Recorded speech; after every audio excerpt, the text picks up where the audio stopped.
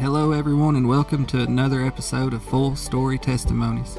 I want to start out with a big thank you. Thank you to everyone who's took interest in this, liked, commented, shared, subscribed, whatever. Just want to give you guys a big, huge thank you. Also a big thank you to my editor, Nicholas Hart. He does more than just video editing. He can make you a logo. He does music, DJs, weddings. Y'all hit him up for all your editing needs. I want to give a big thank you to our guest we have today, Brother Nathan Lackey with us. He's got a burden to feed local people. He's also a preacher, and today we'll look into the testimony behind the free food and the testimony behind the pulpit. Thank you, Nathan, for coming. Well, it's glad to be here and stuff, just to get my word out and everything. Yes, sir. So, where do you want to be again? That's if it's all right with you, we'll start from the beginning. From the beginning. Well, yeah. Like who raised you? Where'd you grow up? How'd you grow up? So I'm from here, but I was born in Oak Ridge, because that's where the baby doctor was. And my mother is Rhonda June Silcox. My father is Leonard Andrew Lackey. My mom was from Minnesota, and my dad was from here. As far as I remember, they always brought me into church, but I think I got saved around about when I was 6, and I remember several weeks before I asked God to save me. We used to have these things that was to call people that hanged on the wall called phones, right? And it had a cord, right? Yeah. Well, one night I was laying in bed and the phone rang, and whenever it rang back in them old days, the whole house could hear it, and I was laying in bed thinking, oh no, the trumpet has sound, and I'm in my house alone, because I knew I was the only one that was not saved, right? Mm-hmm. So I was thinking, I'm just going to die. I don't know what to do. I'm just going to be alone. The trumpet sound. My mom's gone. My dad's gone. My 2 brothers are gone. I don't know what to do. And then I heard my mother's voice, and it was like a relief. And then several weeks later, my dad used to teach a Sunday school class at a church that I go to, and they had a meeting. I don't know what the meeting was. I was just a kid. So it was all the teachers and trustees and deacons and stuff. And the pastor wasn't in the meeting, which is, I have no idea why. I was just a kid. Yeah.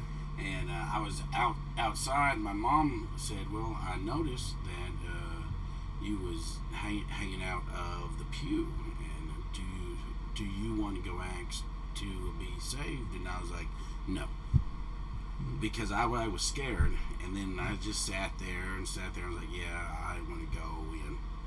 And so we went and it was Sunday morning after church, and I asked the pastor at the time, Roger Cecil, I was like, so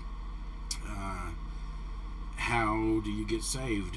And I remember him telling me and saying, just ask for God to save you.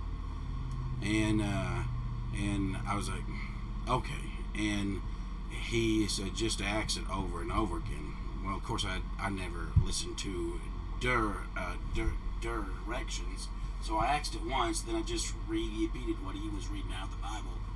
And I stood up, and man, tears was flowing down my face. I was so joyed and so happy, and couldn't form a sentence. I still can't form a sentence.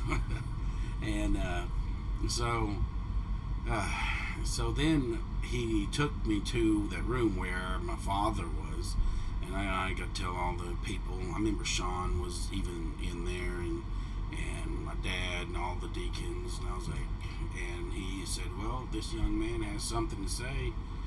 And I was like, God saved me. And I was blubbering. I was so happy, so overjoyed, and never felt that until later on in life.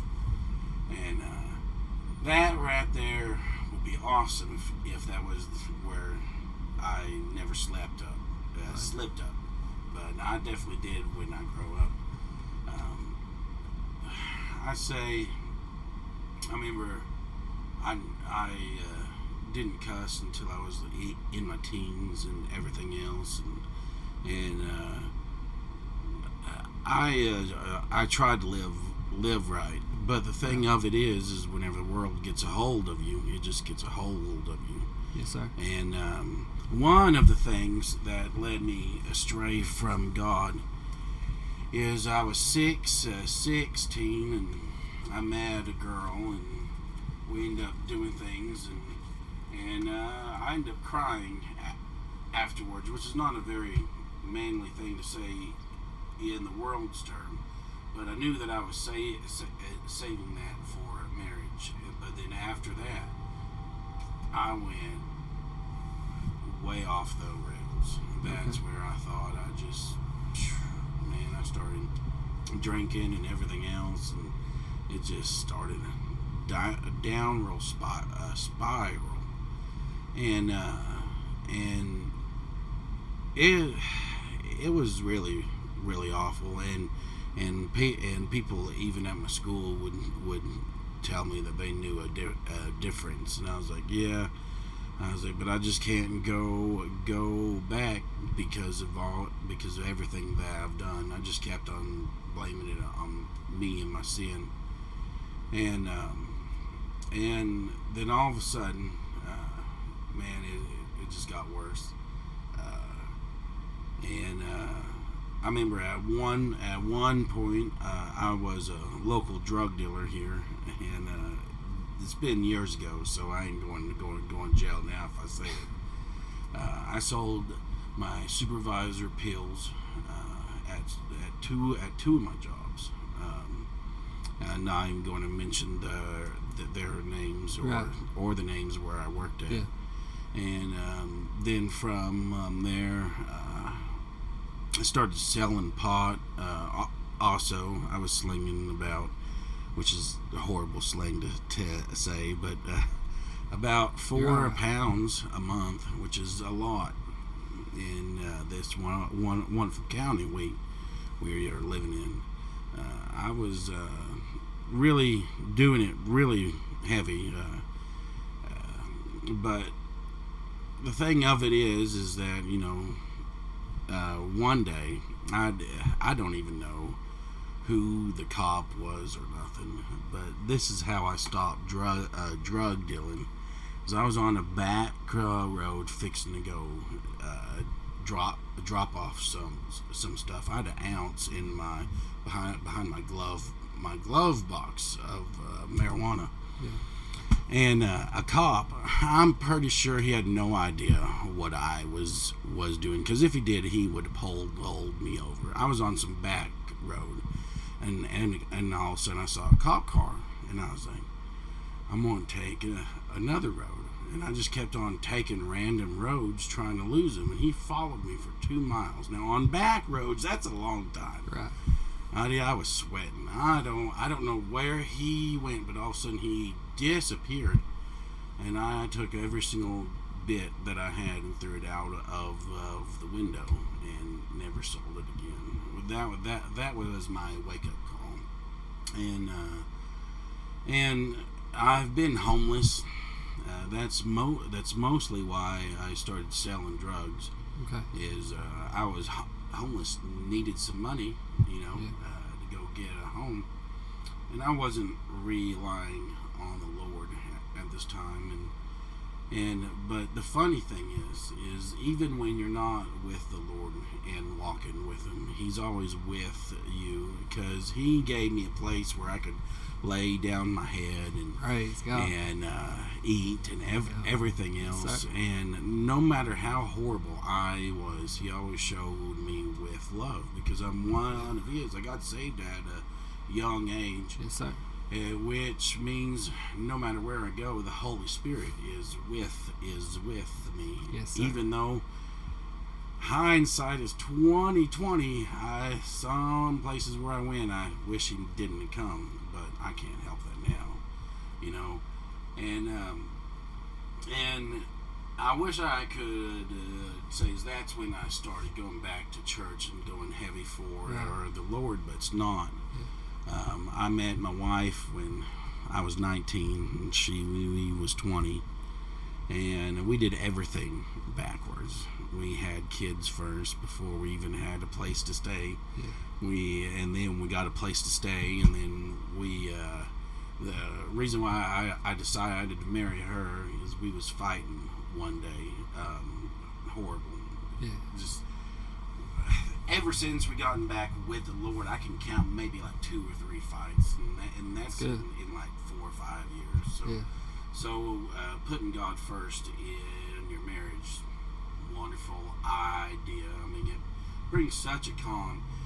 People mostly think that that's a bad idea because you should put your spouse first, but that's a horrible idea because then you're making your spouse your idol. Yes, sir. And that's the way it went. But the reason why I decided to marry her is I knew when I was 15 years old, before I slipped up and started going down, that I had the calling to preach. And I always wanted to get back with God. And I was always looking for a girl I could marry and stay married with forever. And this story about us fighting is so silly, but it meant a lot. So we was fighting, and then I can't even remember what it's about.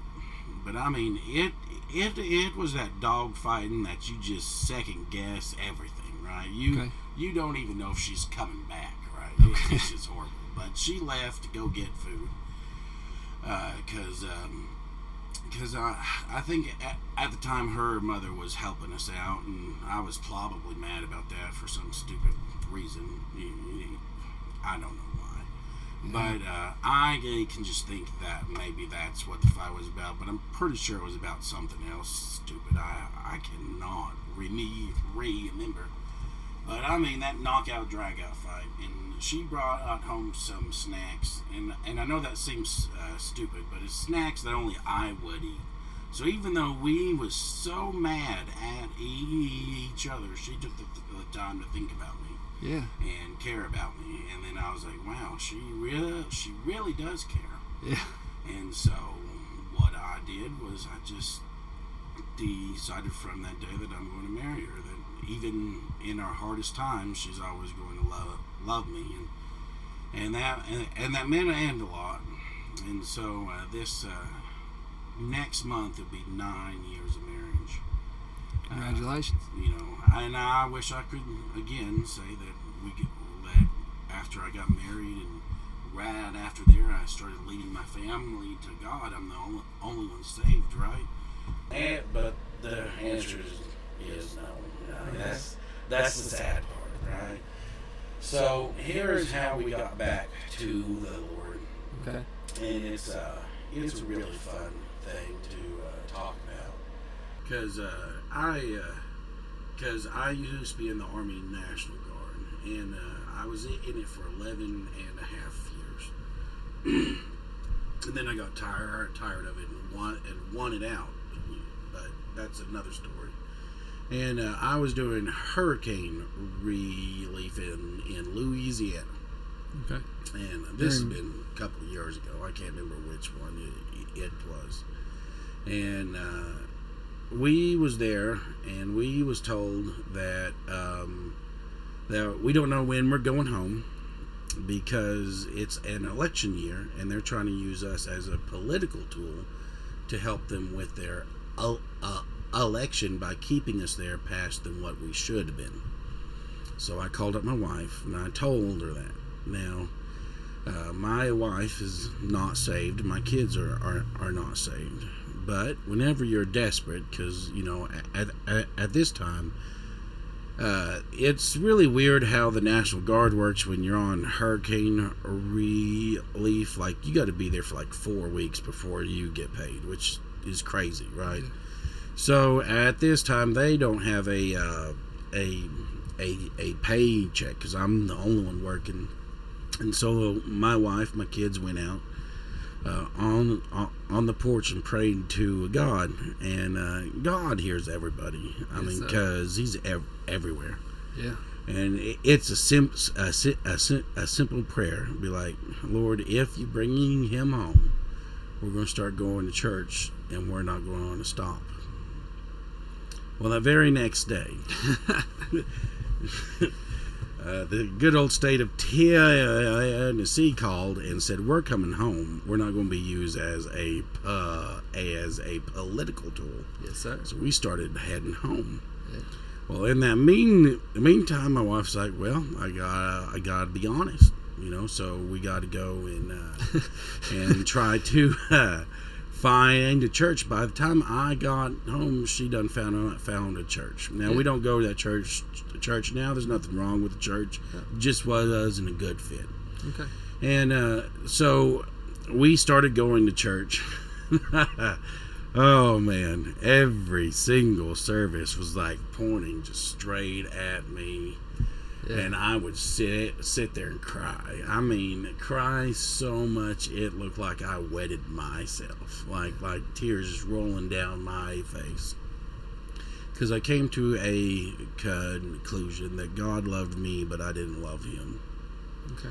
And it hurts so bad knowing that he done everything that I've ever asked him to do, and he even did things that I didn't ask him to do to help me.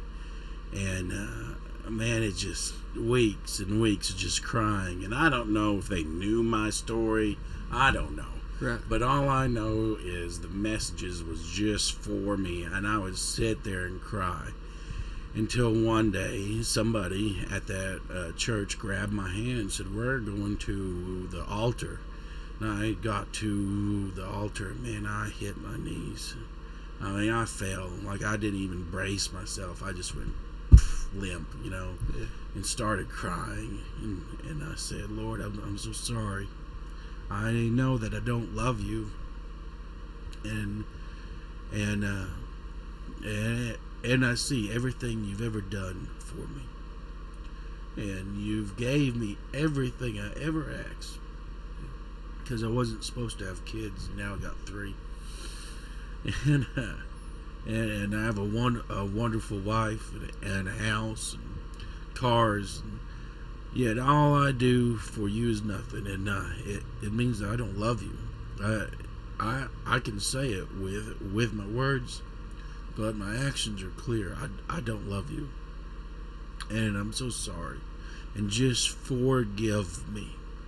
And I don't know what changed in my heart once I got up. But I got up and I started reading the Bible more than I ever read it in my life. Yeah. When I mean I read it 4 hours a day, every day for about 6 months. There wasn't a time in my life during that time that I didn't have a Bible in my hand. I would wake up, cook dinner, because I love to cook. Yep. So that's why I do the cooking at my house. Yeah. It just brings peace. And then after that, I'd read the Bible until I have to go into work. And then when I was at work, I was listening to the Bible. Yeah.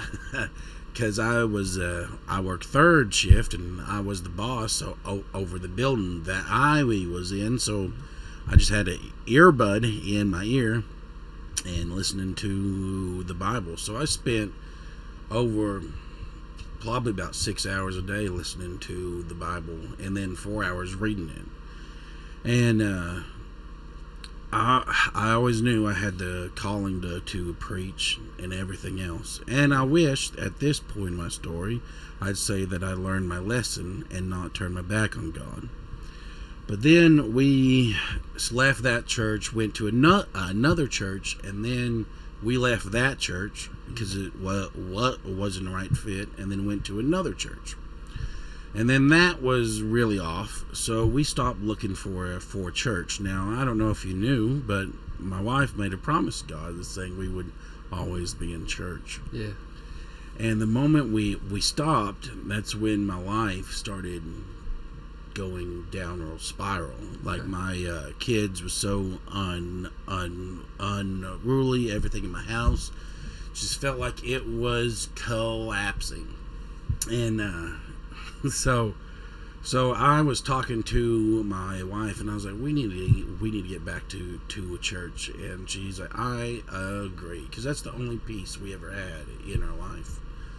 And we started talking about it, and we was like, I have no idea, because every single church I went to and where I live at, there's always something we just couldn't get over, and it wasn't a right fit for us. And then I visited my dad, who works at Oneida school system, and Sean was working the concession stand at a ball game, and he's like, hey, I was like, hey, he's like, so how are you doing? I said, good. And he invited me to church. I said, all right, good, because I'm looking for a church. So then I started driving 45 minutes to go to church every single Sunday, because I live in Kentucky. Okay. And I drive all the way down here to go to church, because it's the right fit. Yes, sir. And that's very, very, very important. And after that, it just was like a flip switch. My daughter wasn't so mouthy. My boys wasn't so crazy. Right. Me and my wife stopped fighting. Yeah. It was just amazing. And so ever since then, we haven't quit going. And that's how I got back with the Lord. Do you want to know anything else? Were you up front with your wife? Did she know that you had a call to preach when you asked her to marry? That's probably a better way to word that. But, well, I mean, did she know from day one that she might be a preacher's wife? I don't know if she knew since day one, right. But I know that conversation came up while I was dating her, because I asked her if she believed in God. Yeah. Because if the answer was no, then I would have probably not talked to her again. Yeah. But so that's what happened, and I probably told her while I was dating her, but not whenever I said, "Will you marry me?" Right. So okay. That's about it. Yeah. And just for the people listening here, you said that this, it kind of started when you were 15 or 16 as far as backsliding goes? This 16, because I had a driver license. Okay. Yeah. And so, and you said from there, you just felt like you was more or less too caught up in sin to serve the Lord, would you say? Yeah. And do you believe if, any person, young man, whatever, is struggling with this, you believe at the age of 16, you think if you'd have sought forgiveness and gave it all to God, you could have picked up your cross and wouldn't have to? Yeah. You can stop at any time and ask God to help you, and He'll help you. He's looked at in the Bible as a loving father, and I don't know what father wouldn't, because he made an illustration, that if your child asks as a father for bread, you give him bread, right? Yeah. Or if they ask for water, you give them water. You don't give them a rock or a serpent. So if we know how to give good things, imagine how much the Lord can give. Praise God. Yeah. Is that devil got to you a little bit, didn't he? Oh, yeah. He's a big old liar. Yeah. Yeah. Try to make your life look so awesome and everything else, and make it look so great with all the money you're getting and all the women you're getting, and the truth of the matter is it don't mean nothing. Yeah. It keeps you up at night, haunts you, everything else. It's so easy to fall into temptation. What's hard and what is more manly is to get it out of it and to follow God. Amen. These men that go around and say you need to sleep with a lot of women and have a bunch of money. None of that will bring you happiness. What that is pleasure. Yeah. And once that little feeling of pleasure's gone, you're going to chase the next pleasure, which means you're never going to have enough money, and you're never going to sleep with enough women. Yeah. And as soon as you're done with one, you'll be thinking about your next one, and your next one, and it's the pleasures in the world that the Bible talks to us about to avoid, because what's in the Lord is joy and true happiness. Pleasure is just a little bit, a glimpse, like drugs, money, and women, and everything else. That's all pleasures of the world, of what I can buy with the money, and everything else will never bring me true happiness.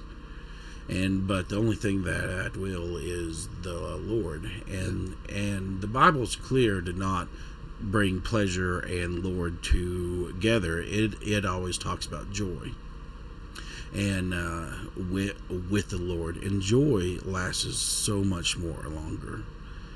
So that's my thing. Talks about God's pleasure. Yeah. It don't talk about our pleasure. Yeah.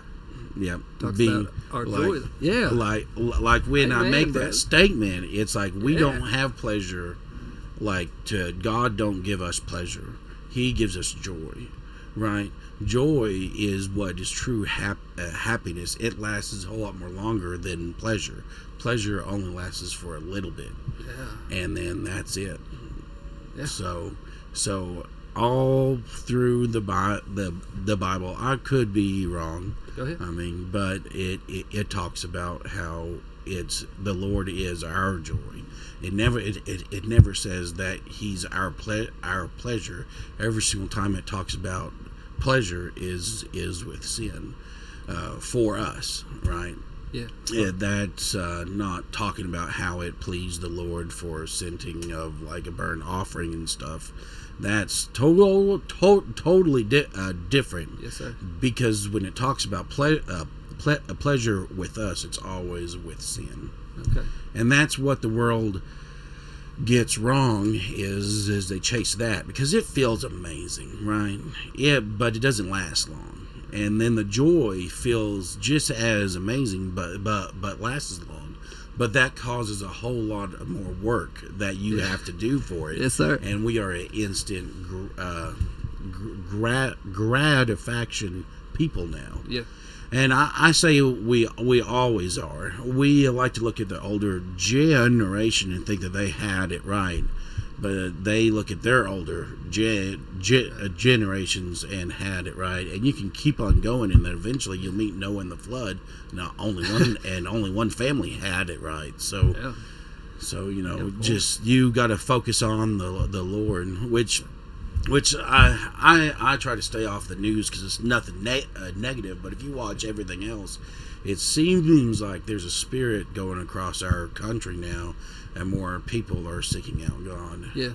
And that is amazing. Yes, sir. All right, now,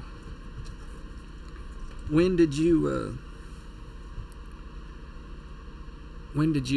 answer the call to preach? And I was 34. How old are you now? 35. Okay. So, yeah. It was last year during a revival at our church, I was hounding Dave every single night, my pastor, and asking him questions. And what held me back from ever doing that sooner is I felt like my past is what shamed me. Because my past is not the best, and I'm lucky that I didn't go to jail. At one point in time, I was facing 9 felony charges, and I would refuse to take a plea deal unless it would get off my record because I was in the Army National Guard at the time, right. And I wanted to stay in there. And I was trying to talk myself up to make the judge, feel for me or whatnot. That was my plan, and bring forth evidence saying that I was threatened. But 4 days before my trial, I got a call from the public defender saying, hey, there's a new DA, and he wants to give you the plea deal you want, which is diversion. And it made it to where those felony charges went away after 2 years and everything else. And so I was facing like 25 years in prison. So if you don't mind me asking, you don't have to answer. Oh, if you want to know what those charges no, was. No. I don't care to answer. Well, how long ago was it? How old were you when you had the 9 charges brought up again? 24 or 23. Okay. And I'm 35 now. Fixed to be 36. Okay. So yeah, it's quite interesting. Yeah. You know. That's before I even started following the Lord wholeheartedly, because where I found out in myself that I didn't love Him, right? And then from there, once you start loving God, you'll want to do the things for God, and that's when James talks about in chapter 2 of his book about how if you show me your faith without works and I show you my faith with works, only thing that is talking about is not that it's a work faith religion. We got plenty of them. Yeah. We got Mormonism, Jehovah's Witnesses, we got Muslims, Jews, Buddhists, and Hinduism. All is faith works. But ours is just faith, and that's where ours is difference. But what he was saying is, you see my faith because of my works. You see that I actually love God, and I'm working towards to try to do things for Him. Yeah. And that's like, if I tell my wife I love her, but I go out and I cheat on her, does that really mean that I love her? Most likely not, right? So actions speak louder than words. That's not the exact words that he used, but that's the words that it actually means. Is like, you say you have faith in God, then prove it. Yeah. And that's what he was saying, because at the time it was a bunch of people scattered abroad because the church was under heavy heat about being Christians. So he had to be like, are you guys helping each other? Are you guys doing shelter and feeding and even spreading the word? And like, it's good that you believe there's only one God, so does the devils, and they tremble. Yeah. Right? So what makes us different? And that's what we could go down, but we actually try because we love God to do the will of Him. Yes, sir. And that's what changed in my life. Okay. So yeah. All right, now let's now how about what you're, if you don't mind, tell us what you're up to now. Tell us how you got the burden. And now I came out to calling to preach, of course. But the thing of it is, before then, I would always talk about my wife. I'm like, I want to go out and go witness. I want to go street preach. I want to go do this and that. Yeah. And we kept on talking about it. And the idea of me buying a trailer or a camper and cooking food and passing out for free or doing something, right? Yeah. Just getting people to come to me would be the idea thing. And so we talked about it for like almost a year and a half, right? And something happened, and all of a sudden we got some money unexpectedly, and I was like, well, we're going to go ahead and buy a truck. Well, I had a truck, and then I bought a trailer, some chairs, some tables, a grill, and everything else, which I got all this at a very cheap price. Yeah. Right. So like my trailer I bought, they priced it online, which was an enclosed trailer for $2,500. Yep. And I was like, man, that's awfully a lot of money, And because I'm a cheapskate, that's just why that's just the way that I am. And I prayed to God about it, and I was like, all right, fine, I'll just ask him. And I messaged the guy, and I said, I'll give you $1,500 for it today. Yeah. And he said, well, come and get it. So then I came and got it. Yeah.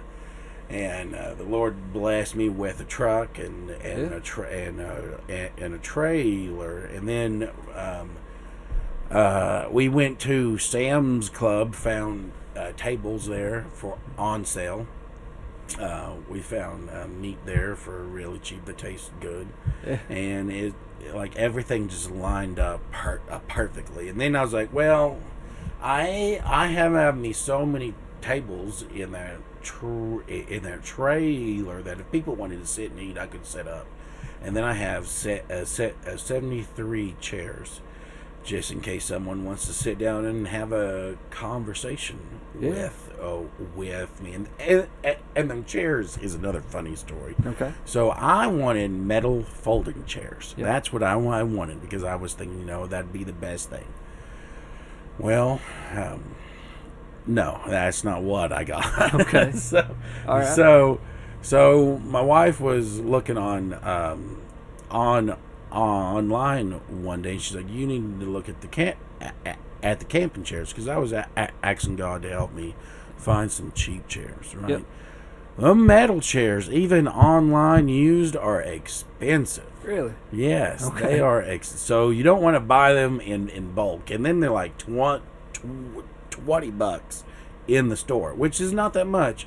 But when you're planning on buying 50 of them, That's a lot. That's a lot of money, right? Yeah. So she said, look at this. And I'm like, wow, that's God answered my prayers. It's these camping chairs. It has armrests on them and everything like that. Yeah. For $6, they was on sale, and I bought 73 of them. Yeah. And so that's what happened, right? And my grill, I think it's like $400 brand new, and I got it for $150. Yeah.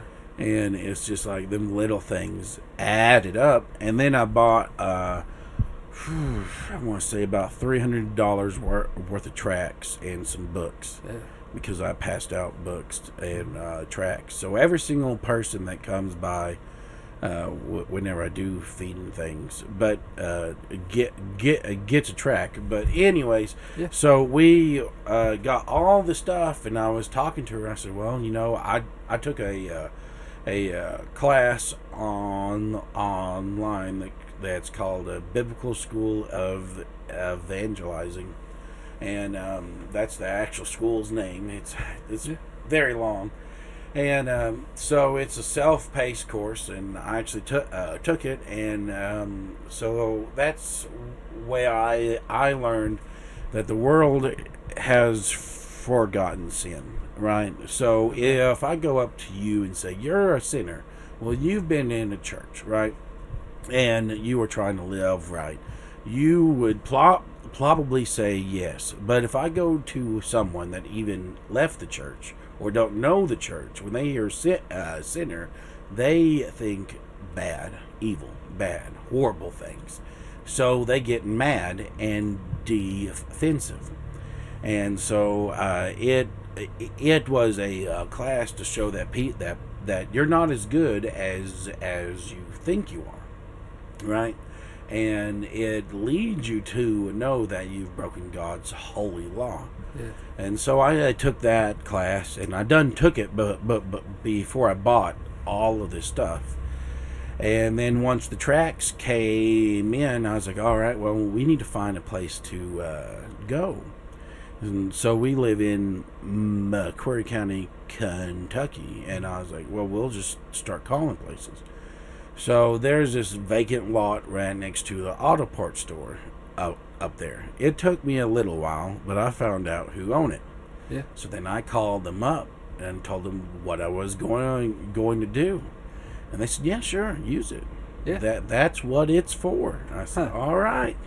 Yeah. So then I sat up and I got a piece of paper and just wrote free food on there, and started cooking hamburgers and handing them out, and a gospel tract, and witnessing to every single buddy that came by. And then I was looking for one in Oneida, and I called up a gas station, and we started setting up behind there. The last time we did it at a tractor trailer supply. The gas station that I was using is going to be expanding, so I can't use it no more. So we're going to keep using tractor trailers to supply, because it's right there on the main strip, and everybody will see it. And so what I do is something very simple. I just hand them a track. Every single track I've read myself, and it has the gospel in it. Yep. And then I really ran out of books, but the books that I used to pass out says 100 scientific facts in the Bible, which I read myself to make sure that it was actually real. Yep. You know, because you shouldn't believe everything. You should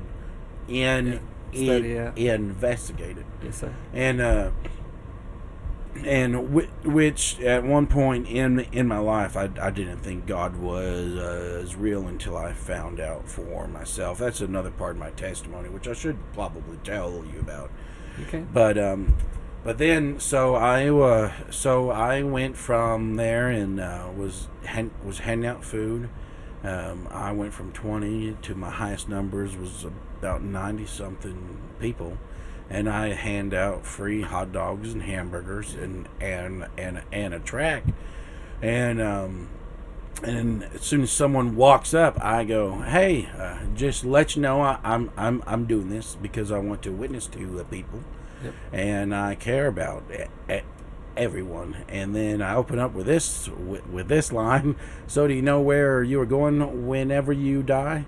And if and if they don't say nothing, I go, "So death comes short. Life is but a vapor. You could get this food or not and drive away and get in a car wreck and die. Do you know where you are going?" I just go straight to the point. And most people, if you live in the Bible Belt, will say, "I'm going to heaven." And then that comes up with another question. I have a knife stabbed in my back. I have 5 minutes to live. How do I get to heaven? And if they can't tell me, right, then I go with this next question. All right, I go, "So do you think you're a good person?" And if someone says yes, then I immediately start witnessing to them, because the Bible says that there is none good, no, not one, but God, right? And that's what Jesus said to the person that called him a good master, right? So I know that if someone is a true Christian and reads their Bible, they're going to answer, "No, I'm not a good person." Because I can tell you right now, I'm not a good person. God has blessed me with so much, right? And yet I still fall every single day. I don't fall like I used to. Yeah. Because whenever you're preparing for war for a sin, right, you first got to start before you even have the temptation. Yes, sir. You have to pray about it. And if you have a particular sin that you're worried about, then you definitely have to pray for it. Whenever you wake up, "Lord, please keep me from lust and pride," because that's what made me fall. Okay. Is lust and pride. Yeah. Not in that order. It was pride and then lust. And that's what made me fall. So I know what I am. Yes, sir. Right?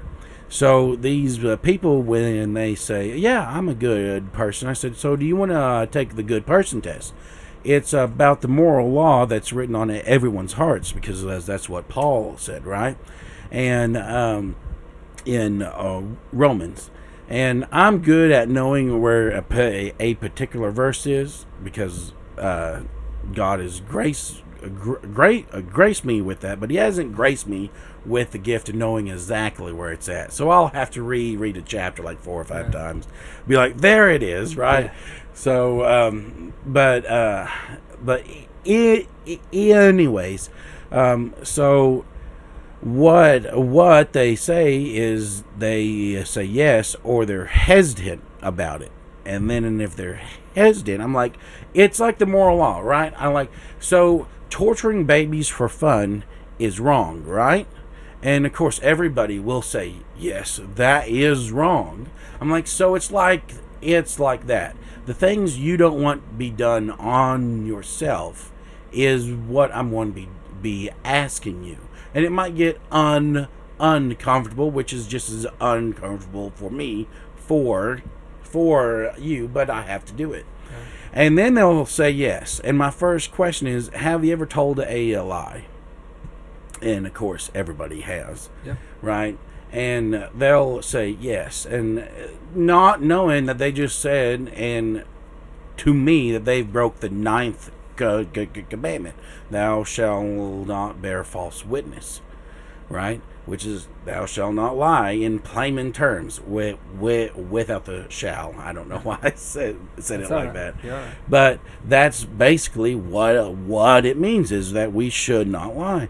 And then I go, so have you ever stolen anything? And they'll say, well, yes, most of the time, or they'll be hesitant, or they'll say no. But if they are the last two, I'll give them an example in my life about when I was in elementary school. We used to have a store in the office, and they had this cool CD player pencil sharpener thing that was so little, 15 cents.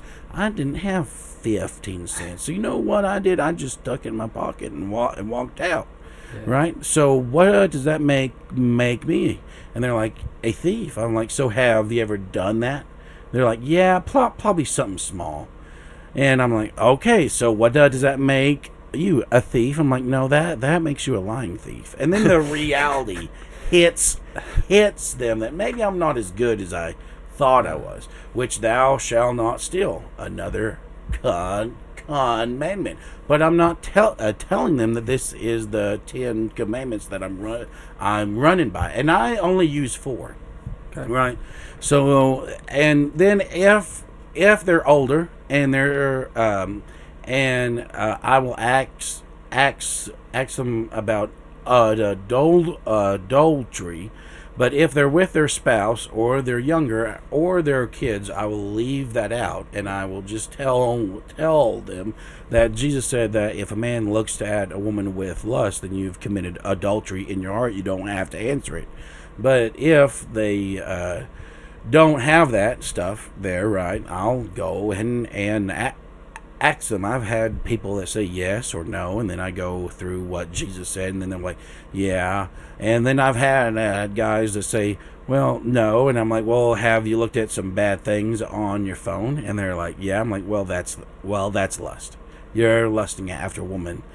And then they say yes. And then I'm like, so have you ever committed murder? And they're like, no. And I'm like, okay, awesome. Have you ever hated anyone? And hate is such a strong word. Oh, yeah. Around here, they don't like to use it, but some people say yes. And then if you said yes to all 4, I'll say that you're a lying, thieving, adulterer, murderer at heart. And these are the 10 commandments, which is the 9th, the 7th, 6th, and 6th, 7th, 8th, and 9th commandment. We haven't looked at all of them, right? Correct. So you've already broke 4. So if you stand in front of a just, holy God, on Judgment Day, you're going to be innocent or guilty. And I've had all kinds of answers, and one was, well, I don't believe in God, and then I say, well, you may not believe in God, but having a non-belief in something does not mean that it's not true. Right. I can think that gravity's not real, but that don't mean that I'm going to float away from the planet, right? Yeah. It's going to happen whether I think it's real or not, and most of the time that brings them back to what I'm saying. Okay. And so I've even had someone says, well, I'm going to be innocent because God's love. And I say, okay, well, if God's love, I want you to think about something. Let's say someone murdered someone you love, and they never found out who it was, right? Do you think it's justified for them to go into heaven if they've never asked God for forgiveness? And they're like, no, I don't think they should go to heaven. I said, so then God is a God of justice, right? And he's like, yeah. I said, okay, you just broke his law. You're going to go to hell.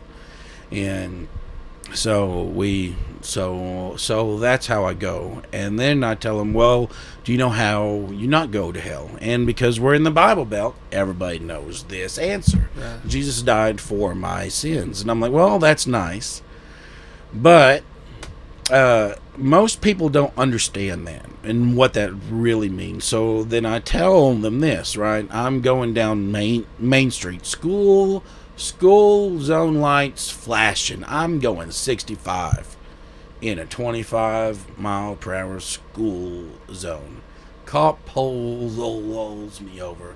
I tell him some crazy excuse why I'm going that fast. But in the truth of it is I shouldn't be going that fast. Yeah. So the cop goes back to his car, comes back, says, this is your lucky day. I'm not taking you to jail because I'm almost going to leave my shift, right? So I'm going to write you a ticket. So now you have a grace period before you meet the judge, which is what our life is here. And then all of a sudden, now you're going to meet the judge, right?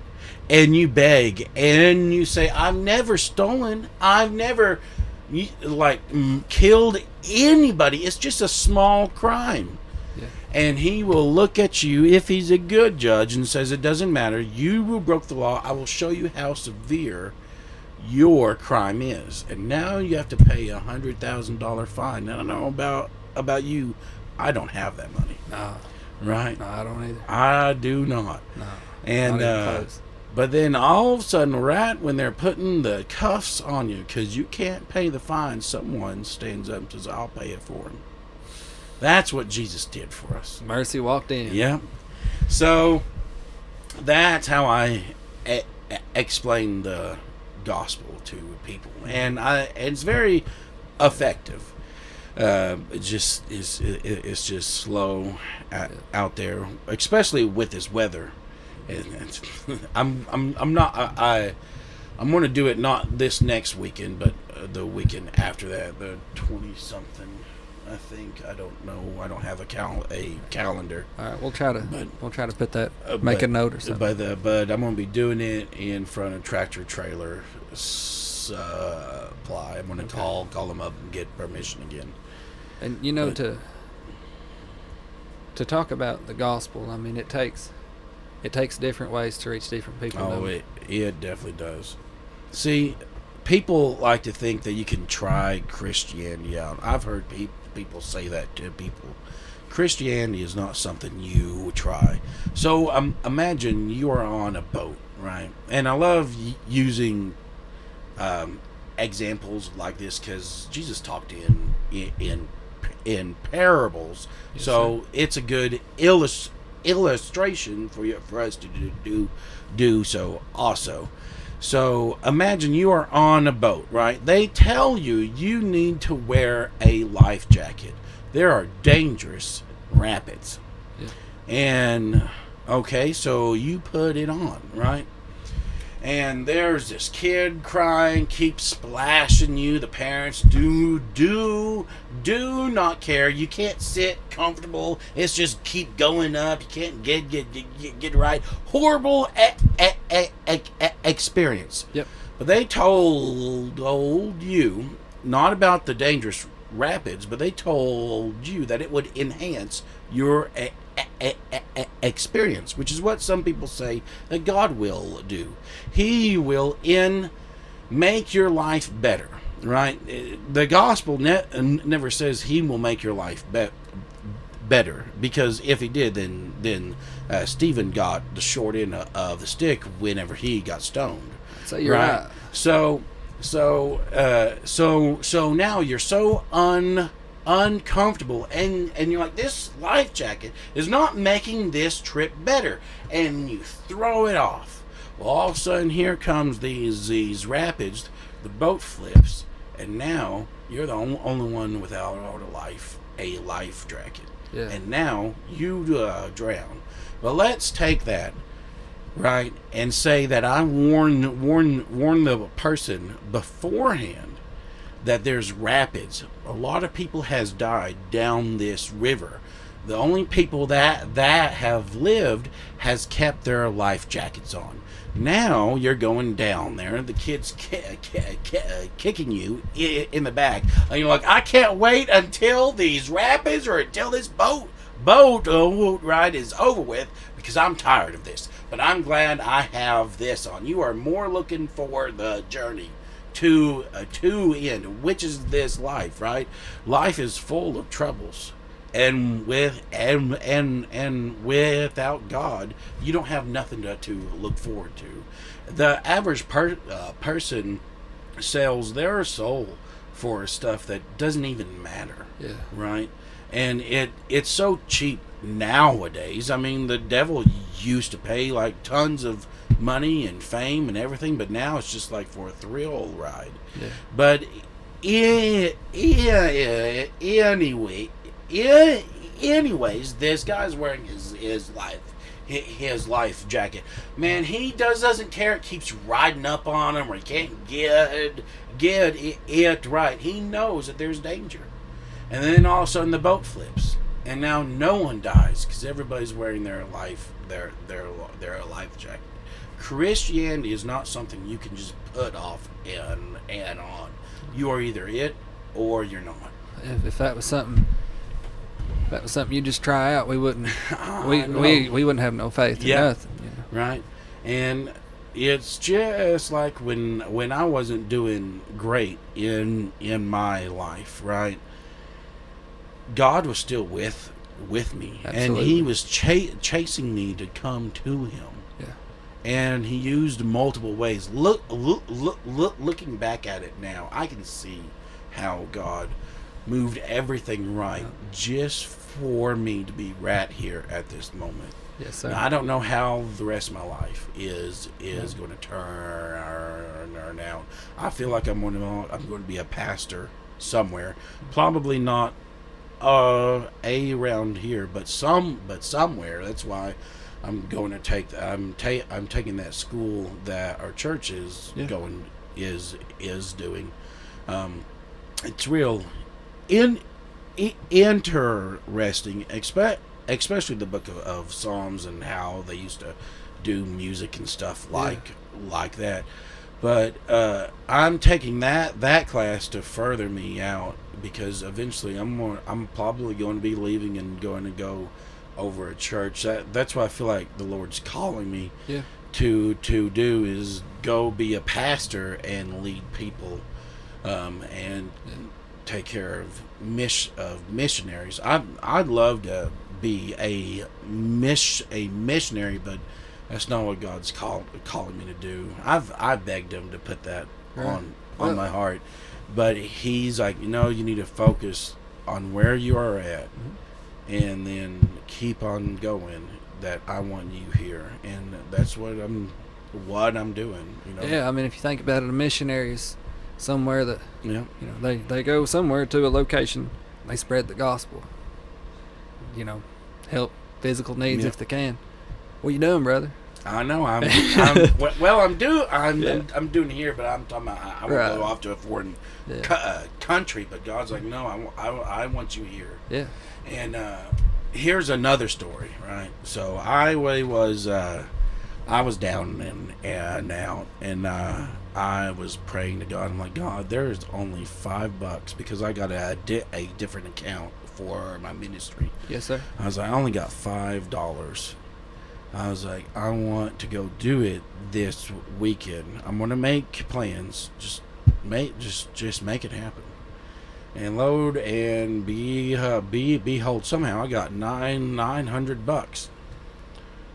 And I was like, man, that is amazing. Right? like you're doing the right thing. I'm just like, how? Like, just people Praise just God. started giving it to me, and it's just like, I am so glad, right?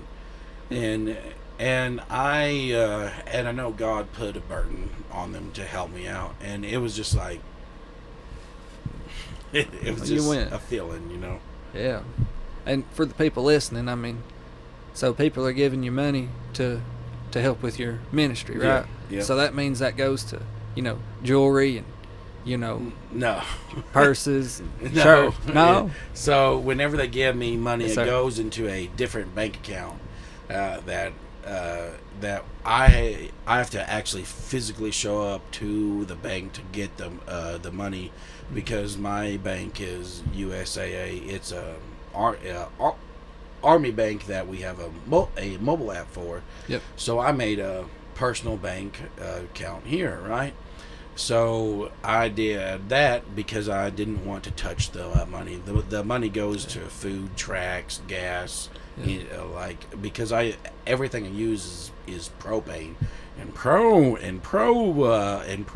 can get quite expensive when you need to fill up 4 tanks, and so it's really nice, That's $200 about every time, ain't it? 4 Yeah. tanks refilled. Yep. Yeah. And 200. that will last me about a month, and Okay. then the food I buy it in super bulk, so it's Yeah. super cheap, but it's good, and Right. everybody brags about it. And then I don't buy the bread until the day of, because I don't want to give people stale bread. Yeah. And then I buy tomatoes and onions and pickles and cheese all the day of too. Okay. And go out there and cook it and spread the word. Yes, sir. That's my calling for right now. I know wherever I go, I'm going to keep on doing that, but eventually I'm gonna be led somewhere else. I just know it, and the reason why is because I have an urge to become a pastor, and then whenever I have an urge to help people in the nursing home, and to go out, like actually go into a community and win souls, and I can't do that and have a job all of the exact same entire time. And I know that is some people do, but man, what I want to do is work for God full time, and I know He's going to fulfill that. That's one of my impossible prayers that I pray all the time, because I feel like it's not possible except by God, and I pray for that all the time, for me to be full time ministry work. Yeah. And that's what my goal is. Now, if let's say if somebody is either needs some food or knows of somebody that needs some food, is there a way that we can kindly tell? Do you make announcements anywhere of where you'll be and when you'll be there? Okay. I normally do it like about a week or so before, and then I put it on Facebook Marketplace the day of. Okay. And I've had people to even question me to come to their house, and then I go to their house and I'll also pass out food. Yeah. Yeah. Okay. I've done that too. They wanted 17 hamburgers, and I don't know how many people was there, but once I pulled up there, I felt really sorry for them. I put tracks and all kinds of stuff, and looked a little bit of money because I felt like they needed some, and gave it to them. And what made my heart warm. The only reason why I brought up the money part is when we left. Like, I put it in the middle of, I have these $1 million bill tracks, so it looks like real money, but it's fake, right? And then I slipped in some money, and and they messaged me later. It was like, "Was you meaning to put this in there?" And we said yes. Yeah. You know, so I knew that I did the right thing. Good. God helped me know that, hey, they really didn't need the money. Yeah. So. Now, if somebody wants to donate to support your ministry, how can they do that? They can get in contact with me, and I'll give them like a Cash App thing, which I'll take the money out and put into that one Pacific bank account.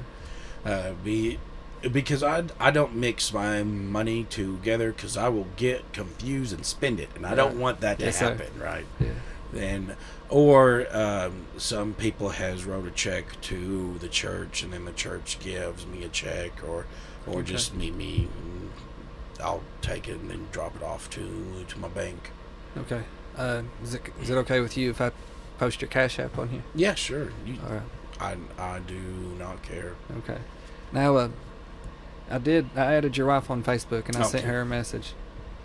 I said, "Hey, Mrs. Lackey, it looks like I'll be having your husband on for a podcast. I've got a question for you to think about over the next day or two.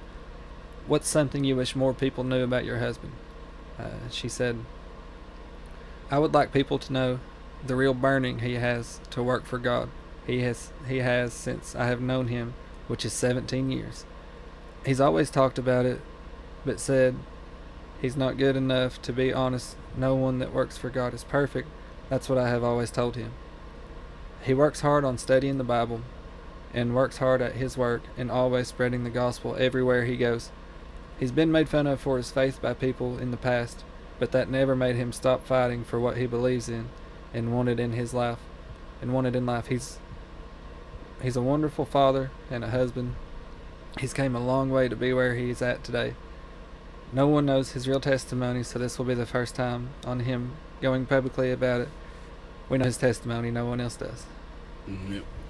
See, the other part of my testimony is when I was falling into sin. Okay. I was doubting God, and I found this. This is when the internet was first booming, and I found a website called YouTube. I don't know if you ever heard of it or not, right? But that's a joke, by the way. Right. But it was starting out, and I ran into this guy named Kent Hovind, who's on there, and he was debating atheists, and he was winning arguments left and right, and they was dumbfounded. And I was like, man, there might actually be like evidence for a faith, because when I was growing up, no one told me that, this is probably a lie and you need to listen to the Bible, and had evidence for it. They just say, well, if you have doubts, you need to pray and read the Bible more, which is great, but that's not what I needed at the time. And so he brought up the most simplest thing about evolution is, of course, the earth formed into a hot molded mass, right? Now, this is not the Bible. I do not believe this is what evolution. Okay, and it had comets, and it rained down on the earth, which was a hot molten mass. And from that water that was coming from the comets, it rained upon the earth for millions of years. And from that rain hitting the rocks and cooling them off was the first primeval soup of life. Now, I want you to think about that for just a second. Where do we all come from if evolution's true? If evolution's true, From that statement that they believe. They all like to point towards animals, but that first one, from the rains, from the rains hitting the rocks. We came from rocks.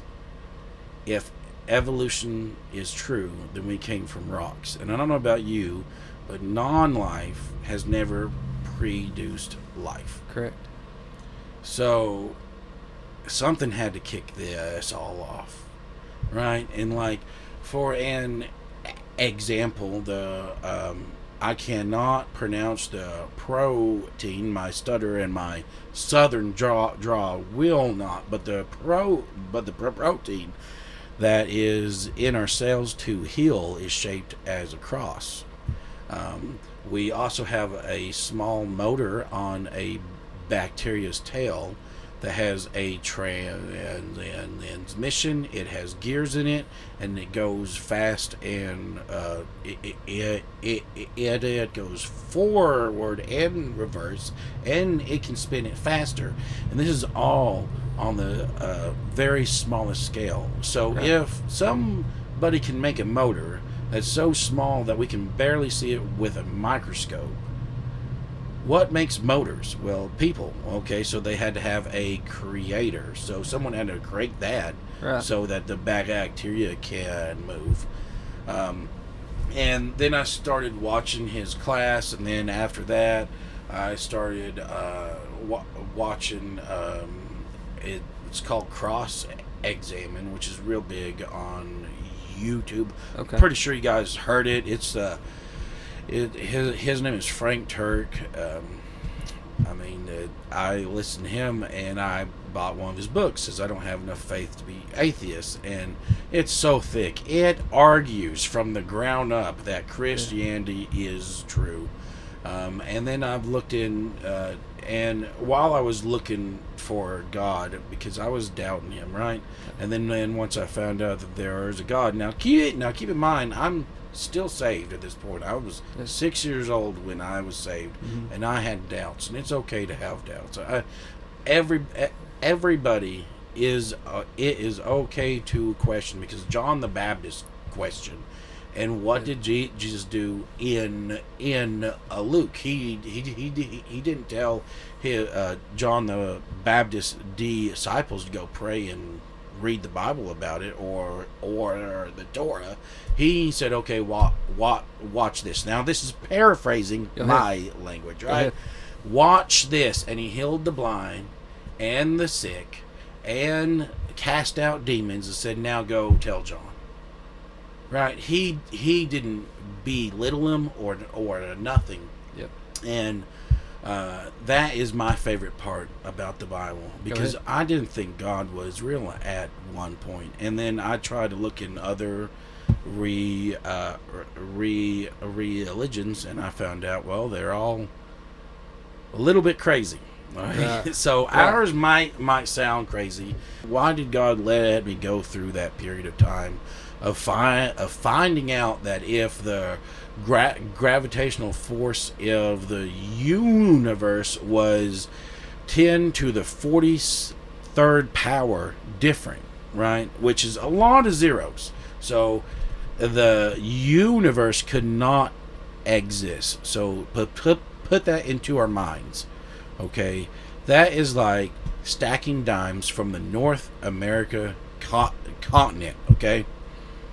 From the ground, dimes, from the ground to the moon. And then do that 1 billion more times. And paint one of them red. And then take your best buddy on the moon, blindfold him, and throw him into the stack.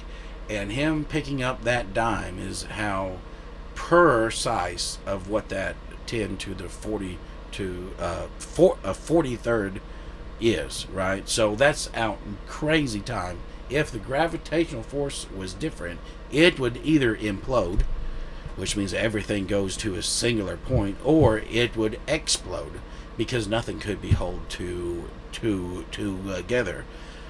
I think God wanted me to know that there's actually evidence Yeah. for Him, and why He made me study all the other religions, like what I said, and some others, is to know that He's the true way, and for me to even talk to people, because I love to talk to people. I love to witness.